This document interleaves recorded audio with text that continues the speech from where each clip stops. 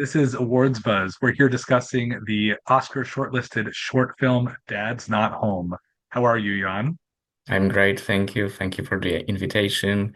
I'm excited to have the opportunity to talk about it. Of course. Tell me about the inspiration for this film and where the idea came from. Well, actually, the initial inspiration was just the fact that I had to shoot my thesis film at my school, at film school in Poland. So I had to come up with some idea, but I was struggling with it. So I asked my family to help me. We were like brainstorming some ideas. And it was actually my sister who gave me this initial idea that later turned into the basis of the plot for That's Not Home. And it's also because it tells a story of two underage brothers who are taking care of their father who suffers from uh, dementia. And a member of my family suffers from a disease that is resembles the condition that the father is in the film. So I took some of that from the reality, and and that was the beginning. Did you do any additional research into frontal temporal dementia just to understand more about it? No, not really. I must admit, in my like point of view, it was we were creating a fictional disease in the film, but it is inspired by what I saw with this member of family. But we weren't aiming to create like a medical picture. We're trying to create something that would work the best for the story.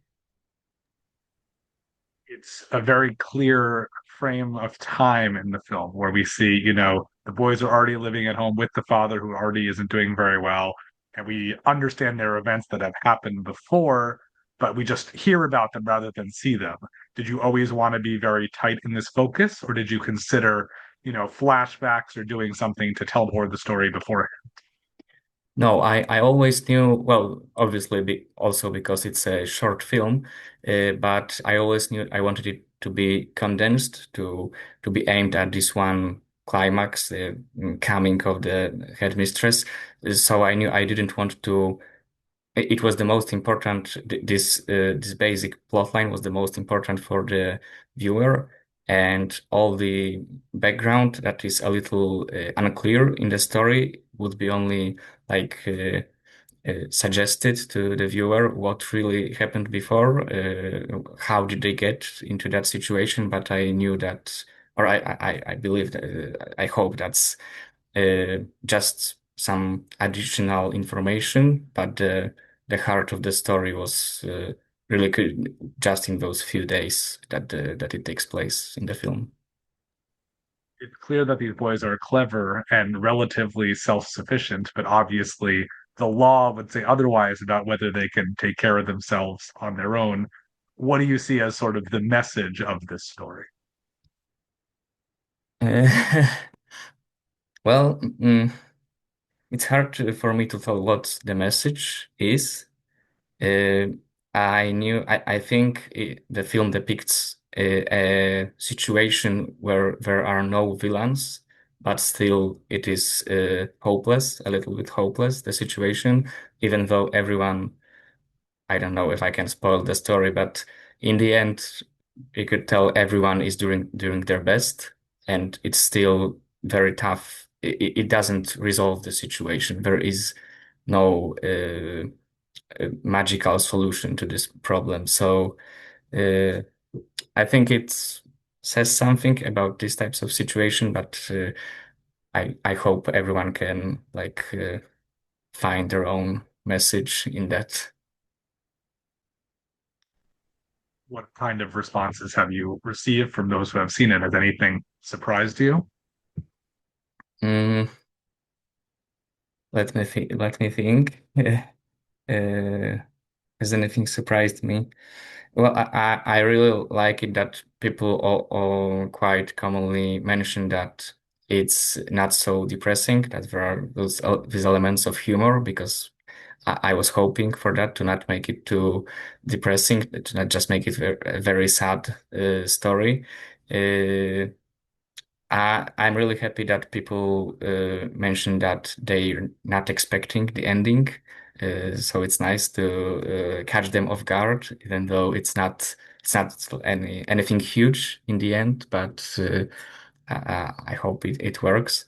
Uh, and yeah, I think that's one thing that I hear quite commonly.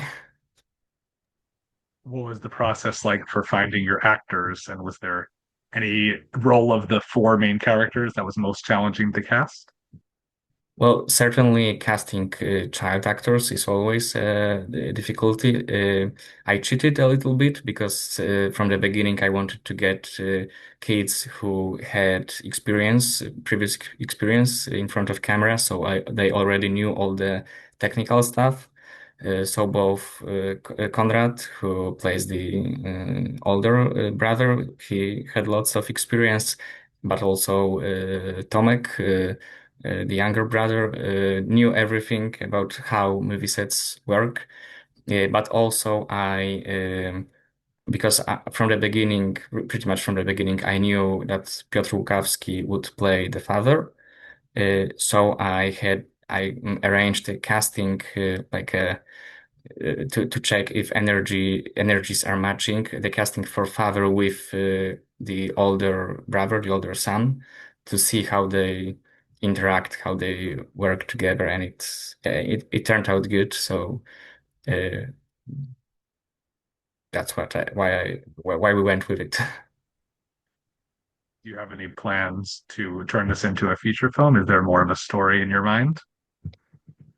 Well, as you mentioned, there is some very small background where the situation isn't really fully resolved in the film as well. So I think there is some potential for that. I'm not sure if I want to do that because it's just coming back to the same project, you could say. But I'm thinking about because I'd love to try to move on to feature film. And I have some ideas for stories for a story that have some similar elements, but it's also something different, I hope. So maybe it'll be like a legacy sequel or something like that. I'd love to know what you've seen recently, a short film or feature film that's really sticking with you and impressing you this year. Uh, yes, let me think. It's always, can I check? Because I keep notes of what I've seen, so if I can just Absolutely. do that. Uh, Say bonus points for anything Polish.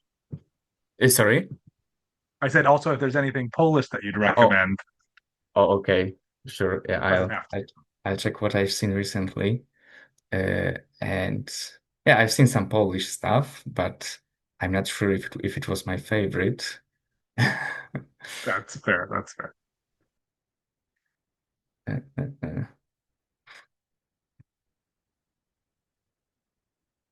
Hmm. Okay, that was some time ago, but it wasn't.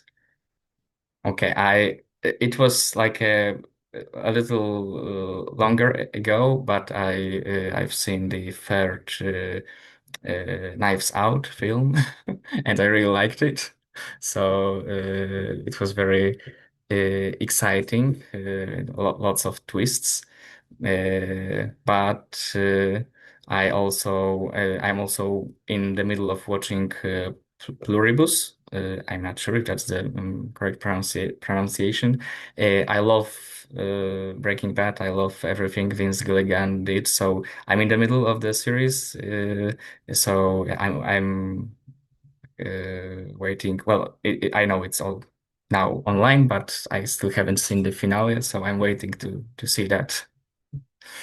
Very nice. I've been calling it pluribus also. I don't know if that's correct, but that's how I've been saying it. So I Okay. think that's well, those are great choices. Thank you so much, Jan. I look forward to seeing whatever you do next, legacy sequel, etc. Wish you plenty of luck.